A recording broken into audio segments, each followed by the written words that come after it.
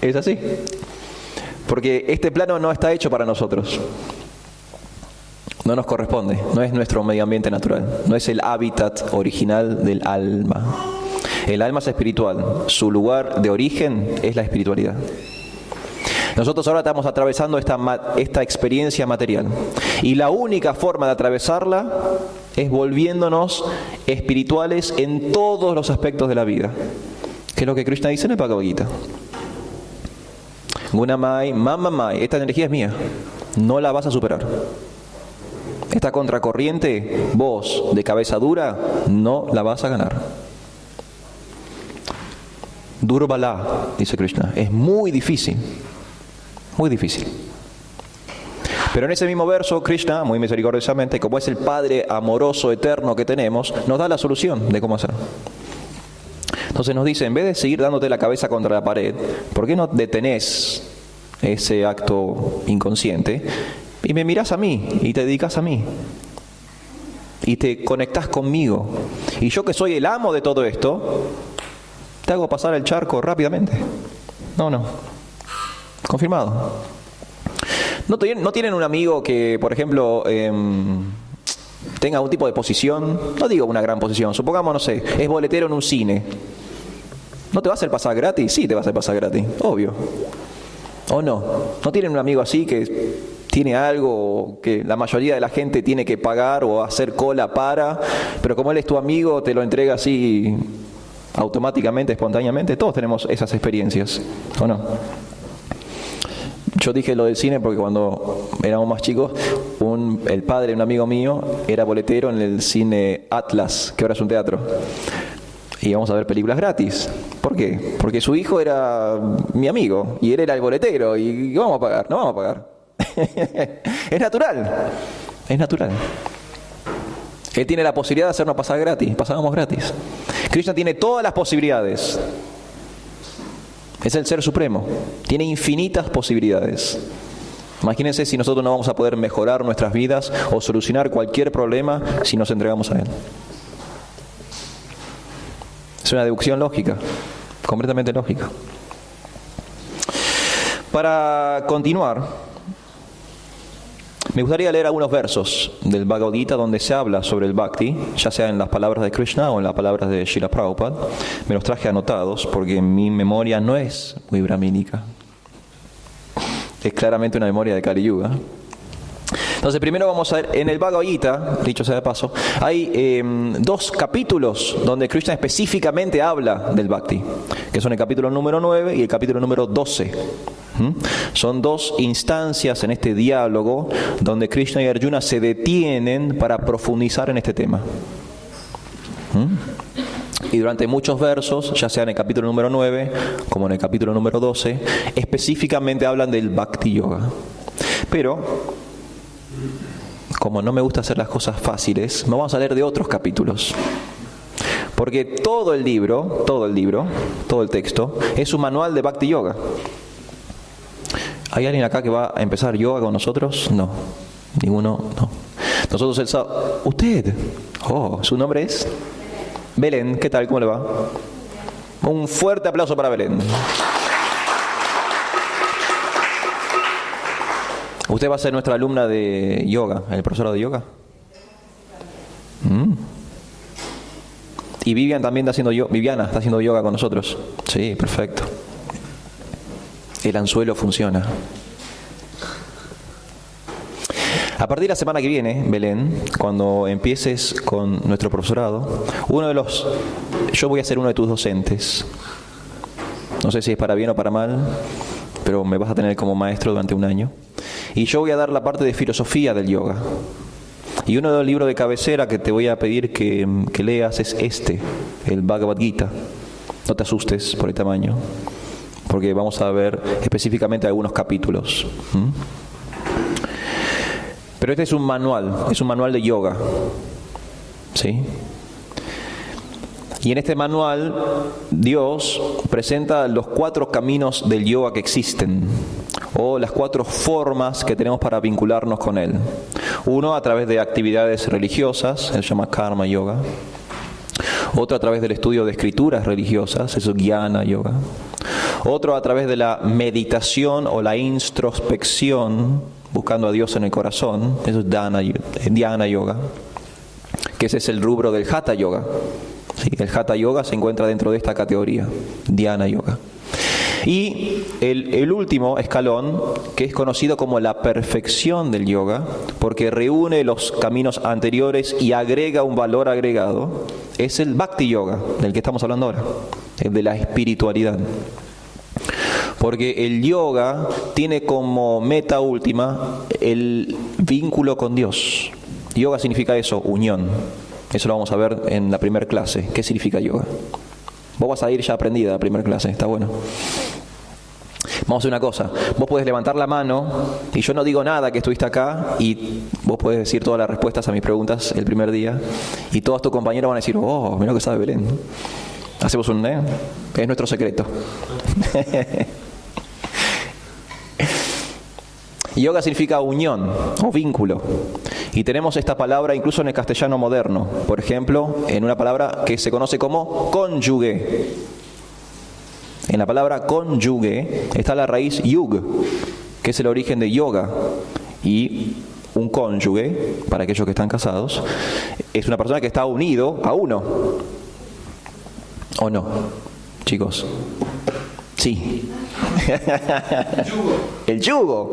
El yugo de los animales. Los animales cuando trabajan en la tierra, en el campo, llevan un yugo, un arnés que los ata a una maquinaria, los une, los vincula con un aparato. Yug, que significa unión. Entonces yoga significa unión, vínculo. En última instancia, ¿con qué? Con Dios, con la fuente de todo. Estos 4 caminos se hablan en el Bhagavad Gita. En los primeros 6 capítulos del Bhagavad Gita hablan de los 4 caminos. Después, como Arjuna, que es la persona que está preguntando en esta conversación, quiere saber un poquito más, Krishna, que es Dios, que le está dando las respuestas, habla sobre el Bhakti, que es la perfección, la cúspide del yoga. Por eso se dedican 2 capítulos a este yoga en particular, del cual estamos hablando el día de hoy, que no es ni más ni menos que la espiritualidad misma. Es vincularnos nosotros y nuestras actividades con Dios. Pero en este manual, el concepto del Bhakti atraviesa toda la obra. No es que solamente está en el capítulo 9 o en el capítulo 12. No, está en todos lados. Está en todos los versos, en todos los capítulos. Y de hecho, hasta hay un vislumbre o una primera mención de esto en el capítulo número 2. ¿Sí? Que es el capítulo que resume toda la conversación. Entonces, del capítulo número 2, vamos a leer el texto 2.39.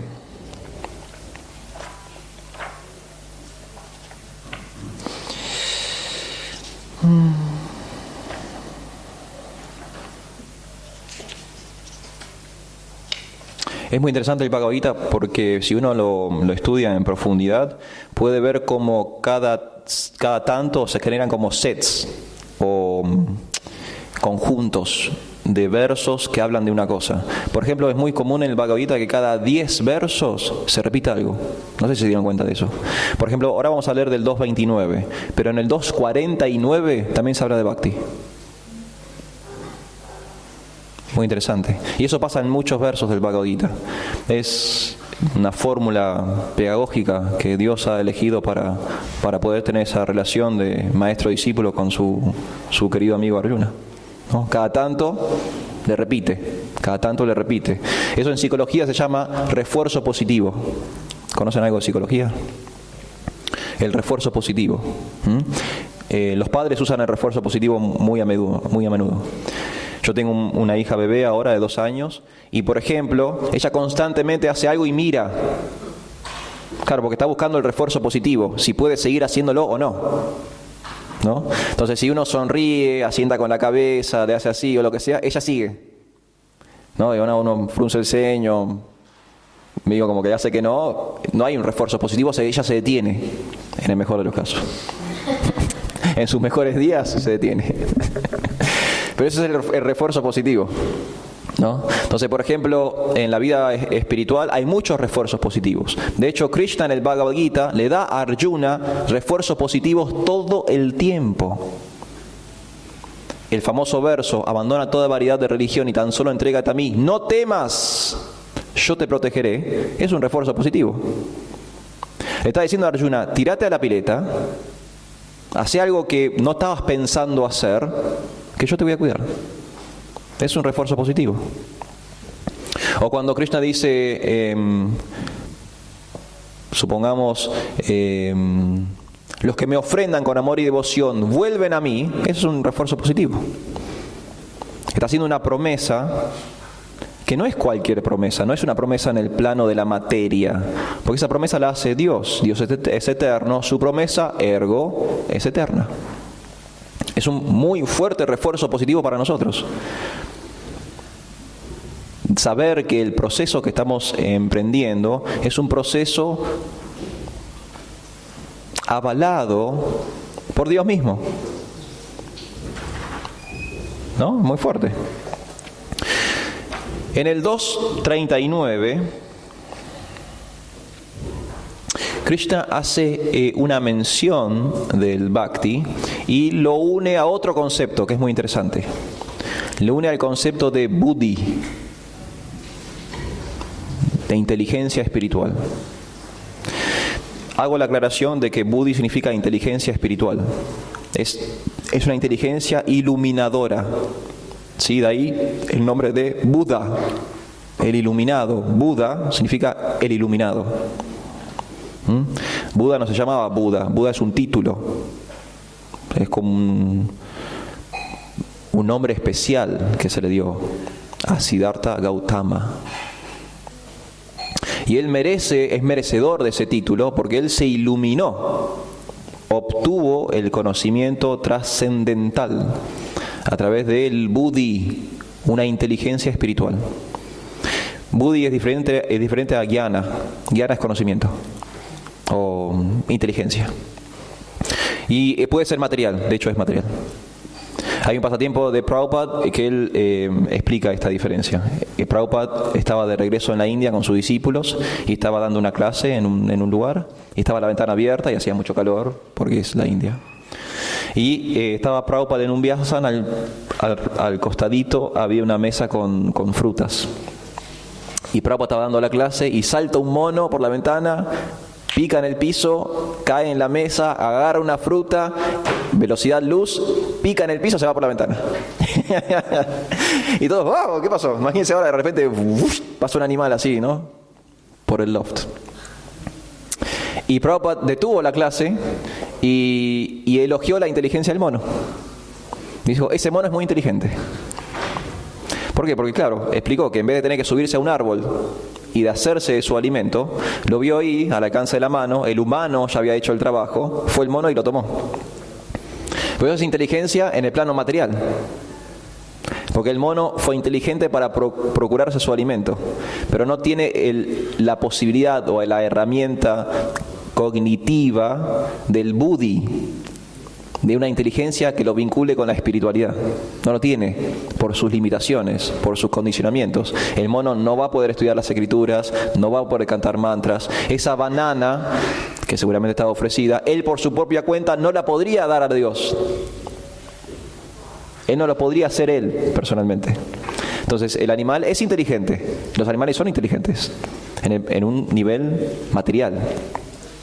Cuando hablamos de buddhi, estamos hablando de inteligencia de un plano espiritual, de utilizar nuestra herramienta material para romper esa estructura de la materia e ir hacia la trascendencia. Y en este verso, Krishna lo equipara el bhakti con el buddhi. Krishna dice, Esate vijita shankye buddhi yoge tu imam shrinu buddhya yukto yaya parta karma bandhan prahasyasi.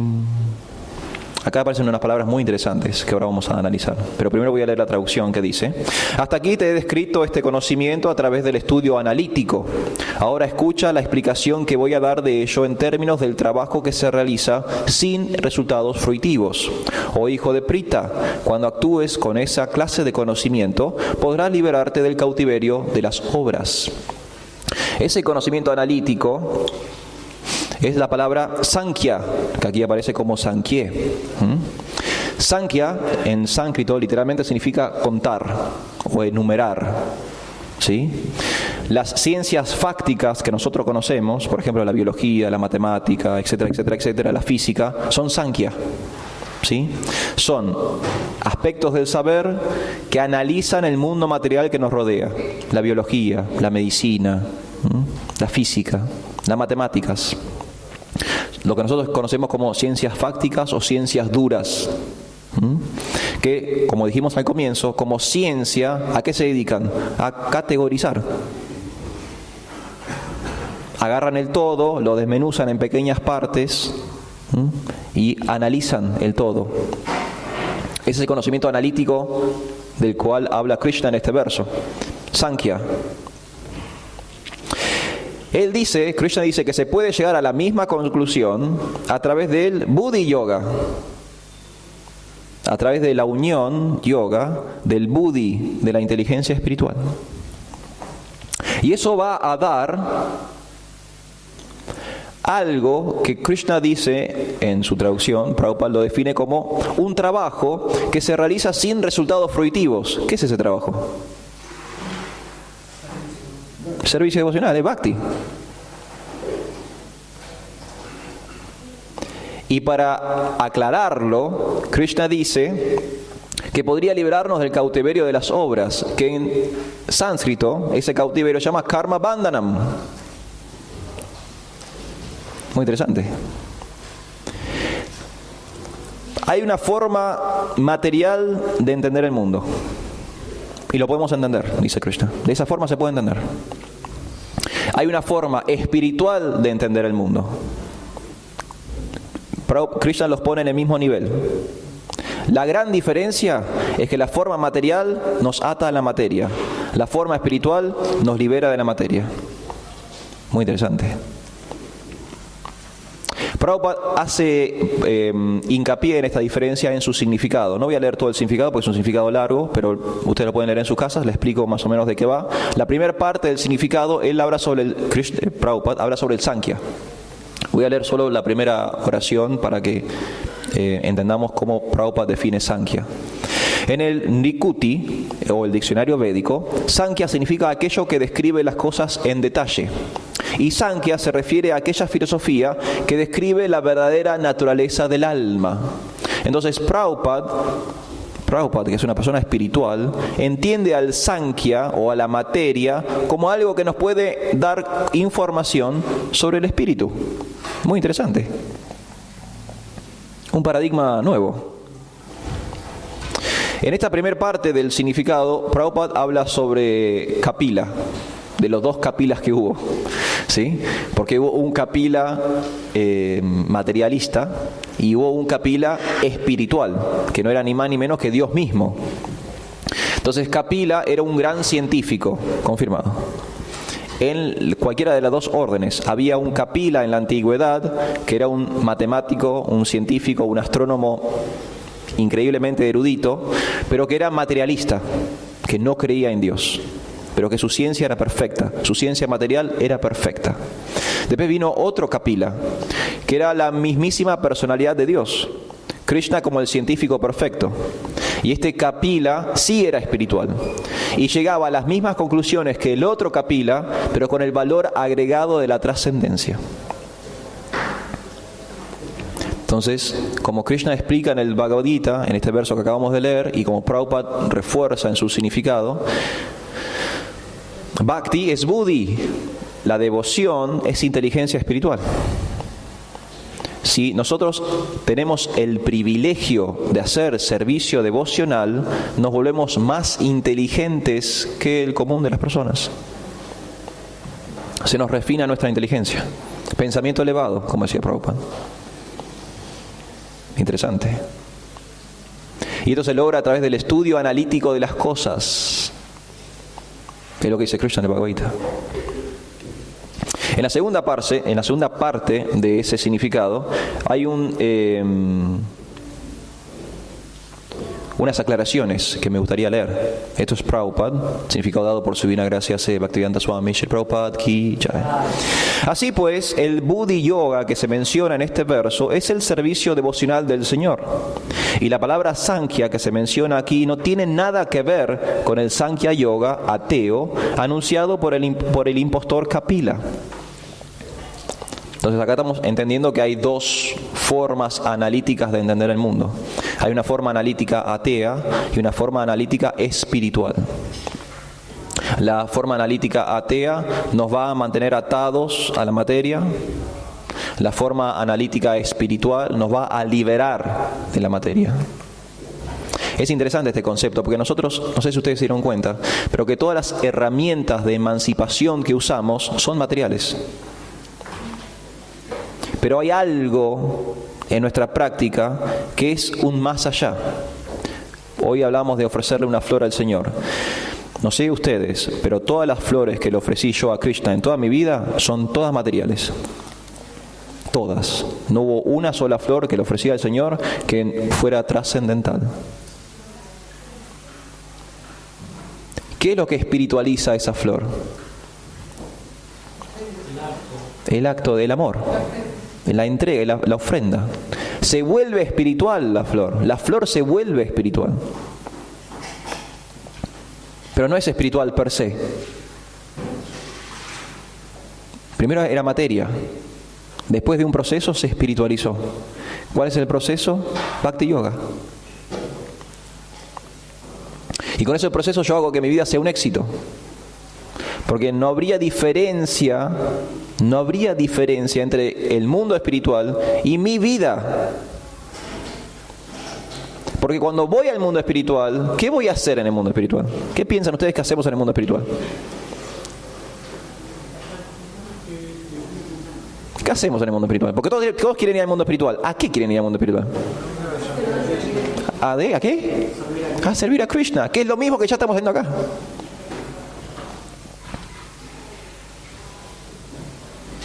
Esto es el Hare Krishna. Esto es la colimba. Nos estamos entrenando para perfeccionar nuestro servicio, de modo que cuando estemos como almas liberadas, puras, de vuelta al lado del Señor, nuestro servicio sea tan excelente y perfecto que nos podamos quedar ahí para siempre. Y Krishna lo dice en el Bhagavad Gita. El que vuelve conmigo no cae nunca más. ¿Por qué? Porque nos perfeccionamos. Nos volvimos excelentes en lo que tenemos que hacer. Muy interesante. Hay una cosita más que me gustaría leer. Entonces, uno debe entender que Buddhi Yoga significa trabajar con conciencia de Krishna, en medio de la bienaventuranza y conocimientos plenos del servicio devocional. Aquel que trabaja únicamente en aras de la satisfacción del Señor, por difícil que sea dicho trabaja bajo los principios del Buddhi Yoga y se encuentra inmerso siempre en la dicha trascendental. Otra característica de nuestro proceso, Shushukam. Mucha felicidad. Mucha felicidad. Si ustedes están haciendo algún tipo de servicio que les genera un tipo de dolor o insatisfacción o displacer, si es que existe esa palabra, no hay servicio. Lo están haciendo mal. Lo están haciendo mal. Revean lo que están haciendo y cómo lo están haciendo, porque le están errando. Porque la característica natural del servicio devocional, que es nuestra propia naturaleza, es la felicidad. Nosotros tenemos que poder emprender cualquier servicio plenamente dichosos. Si no, algo estamos haciendo mal. Hoy una devota me dijo: Prabhu, usted está haciendo el servicio que yo hacía antes. Y yo estoy contento con mi servicio. No necesito otro servicio. Ese servicio me genera placer. Un servicio que quizás a ojos de la mayoría parecería ser menor. A mí me genera mucho placer, mucha satisfacción. Ese es el termómetro que yo uso para ver si estoy bien o estoy mal. ¿Estoy contento haciendo esto? Sí, estoy contento. ¿Estoy satisfecho? Sí, estoy satisfecho. Estoy bien. ¿Nunca les tocó servir prasadam y después no tener hambre? Pasa, ¿no? A mí me ha pasado muchas veces. Eso es éxtasis. Porque si uno está conectado con la espiritualidad, que es el combustible supremo, no necesita comer. No necesitas comer. Por eso los Goswamis tomaban media taza de leche agria cada 3 días. ¿Por qué? Porque estaban completamente absortos en los pasatiempos de Krishna, escribiendo todo el día, escribiendo pasatiempos, estaban en otro plano. No necesitaban comer, no necesitaban dormir. Haridas Thakur, ¿qué dormía? 1 hora por día. 40 minutos por día dormía. ¿No? Eso también es un ejemplo de que nosotros estamos inmersos en un camino científico. Yo tengo un compañero en el trabajo que está confundido y cree que Dios no existe. Una confusión momentánea, que puede ser de una vida, pero momentánea al fin. Y él se enerva cuando yo presento el Bhakti Yoga como una ciencia espiritual. Pero a pesar de que le sube la bilirrubina y todo demás, no puede negar los hechos. Si ustedes conocen el método científico, en la secundaria nos enseñan el método científico, que después lamentablemente no aplicamos mucho en la vida, pero es muy interesante. El método científico consta de 3 partes. Ustedes conocen las 3 partes: hipótesis, experimentación y conclusión. Tesis. ¿Sí? Ese es el método científico. El método científico es que tengo una idea, ejecuto un experimento para ver si la idea es real. Cuando termina el experimento, tengo la información necesaria para saber si esa idea original era cierta o no. Eso convierte lo que yo creo en algo fáctico, en una ciencia. No es solamente a mí me parece. Ahora es algo que se puede comprobar en el mundo. Y para hacer ciencia, porque ahí no alcanza con que sea ciencia, hay una vuelta de tuerca más, tiene que poder repetirse. Por ejemplo, si yo hago un experimento en un laboratorio y solo funcionó en mi laboratorio y no funcionó en ningún otro laboratorio del mundo, no es aceptado como ciencia. Porque por X motivo quizás te sale a vos, pero si no le sale a la generalidad, no puede ser científico. Nuestro camino espiritual, nuestra religión, que es el Bhakti Yoga, es científico. Porque si yo les digo, yo tengo una idea, una hipótesis. Si vos servís a esta asamblea de personas el almuerzo de hoy con amor y al final te aseguro que no tenés hambre, es una tesis, es mi idea, es una idea que tengo. Yo te doy la idea, te consulto, te digo que estoy seguro que si uno sirve a las personas con amor el almuerzo de hoy a la tarde, al final no vas a tener hambre. O vas a tener mucho menos hambre de lo que creías que ibas a tener. Y vos lo haces, y eso resulta, eso es ciencia. Y a mí me ha pasado, y estoy seguro que a muchos otros devotos también le ha pasado. Y no solo acá, no solamente en este lugar, nos ha pasado en nuestras casas, nos ha pasado en otros centros culturales, quizás en otros países. Entonces eso es ciencia, eso es buddhi, sankhya, pero en un plano espiritual, Entonces, nosotros tenemos que chequear esas cosas. Porque si nos quedamos en la hipótesis, solamente en el plano conceptual, no es verdadero conocimiento. La cultura védica reclama que el conocimiento sea práctico. Eso es conocimiento según los Vedas. No alcanza con que yo lo intelectualice. Lo tengo que ejecutar. Entonces, el Bhakti Yoga entra en ese rubro. Como Prabhupada nos lo presentó, es servicio devocional. Está el amor, la devoción, pero tengo que cuantificarlo de alguna forma. Tengo que hacerlo fáctico en el mundo de alguna forma, a través de algún tipo de servicio, ya sea a los devotos de Dios o a Dios mismo. Es interesante porque este concepto también está en otras tradiciones. En el cristianismo, por ejemplo. En el Nuevo Testamento hay una instancia donde a Jesús le preguntan cuáles son los dos mandamientos, cuál es el mandamiento más importante de la Biblia, de la ley de Moisés. Jesús, que era un judío, seguía la ley de Moisés. Y él le dice a su interlocutor que no hay un mandamiento más importante, en realidad son dos, le dice. Y enumera los primeros dos mandamientos. Ama a Dios por sobre todas las cosas y a tu prójimo como a ti mismo. Ahí está la semilla del Bhakti. Jesús no tuvo tiempo, de acuerdo a su medio ambiente y el escaso tiempo que él predicó, apenas 3 años. No tuvo el tiempo y no tuvo la posibilidad de darle más información a su público sobre este concepto. Pero sí les dejó la semilla. Si ustedes aman a Dios por sobre todas las cosas y a su prójimo como a ustedes mismos, están comenzando el camino del Bhakti. ¿Por qué? Porque Dios es todo lo que hay. Y el todo supremo está en el corazón de las entidades vivientes. Si yo respeto a mi prójimo como a mí mismo, donde Dios también está, nos entendemos como templos del Supremo, mutuamente, como almas espirituales, hermanos. Y ahí está el concepto de unión del Bhakti.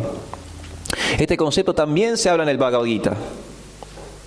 ¿Cuál es la visión trascendental según el Bhagavad Gita? Krishna en un momento quiere saber cómo hay que ver el mundo.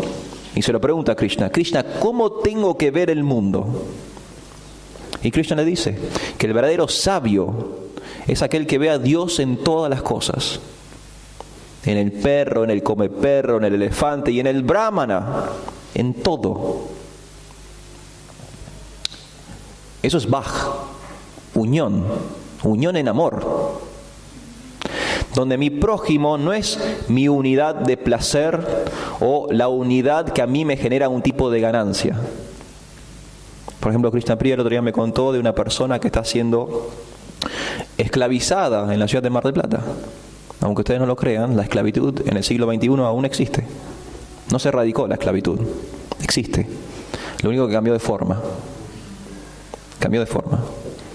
Nosotros pensamos en esclavitud y tenemos un paradigma en la mente, ¿no? Un faraón latigando a judíos que empujan piedras, o no sé, a un terrateniente norteamericano latigando a inmigrantes africanos traídos a la fuerza del continente negro.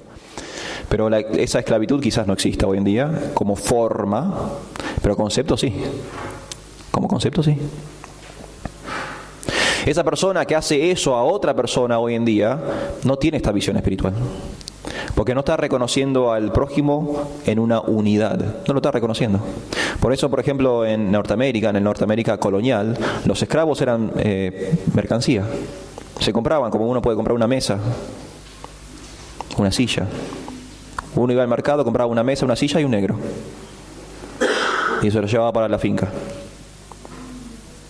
Es una unidad. Se despersonaliza, se cosifica.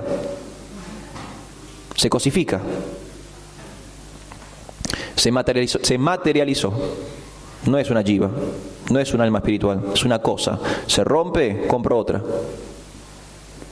No me sirve, lo tiro. Traigo otro. Eso es ateísmo. Eso es el verdadero ateísmo. La cosificación de las cosas. Porque desde la cultura espiritual entendemos que todo es parte y porción de Dios. Todo. Este micrófono, este pie de micrófono, este parlante, esta pared, todos ustedes, el piso, el almohadón, todo. Todo es una parte de Dios.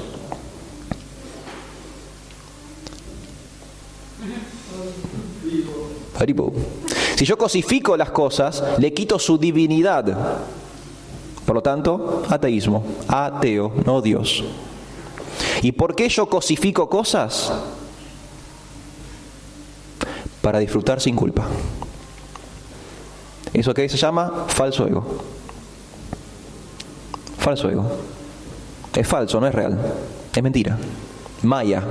Es una ilusión. Es una ilusión. Y lo vemos, esto es constante, es todo el tiempo. Es todo el tiempo. La identificación con el cuerpo, con las cosas, es todo el tiempo. No sé si ustedes saben, pero vivimos en una sociedad de consumo. Cosas, cosificación, todo el tiempo. Cosas. Eduardo Galeano decía la sociedad del envase. Él usa ese concepto. La sociedad del envase. Estamos tan apegados a las coberturas que nos olvidamos del contenido. Para nosotros que somos espiritualistas, el contenido es espiritual, es el alma.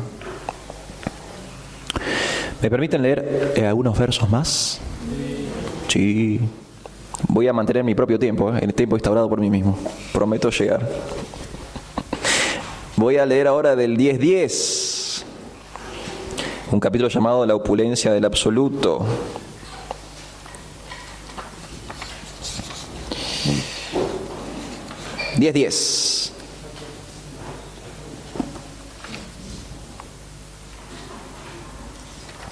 En este 10:10 lo elegí porque es una especie de continuación de este concepto que hablamos recién. De este concepto de Bhakti Yoga como Buddhi Yoga. Este concepto de amor y devoción por Dios como inteligencia espiritual. Y acá se refuerza ese concepto, porque Dios específicamente lo dice. Dios específicamente lo dice. La traducción de este verso 10:10 dice: a aquellos que están constantemente consagrados a servirme con amor, yo les doy la inteligencia mediante la cual pueden volver a mí. Es interesante esto. Esto es muy interesante, porque Dios es infinito. Es todopoderoso. Nos podría haber dado cualquier cosa para volver con Él. ¿O no? Un avión. Un ticket de vuelta sin regreso. Cualquier cosa, cualquier elemento nos podría haber dado Krishna para volver con Él. Pero nos da una herramienta específica, que es la inteligencia. No cualquier inteligencia. ¿Se acuerdan que hay una diferencia entre jnana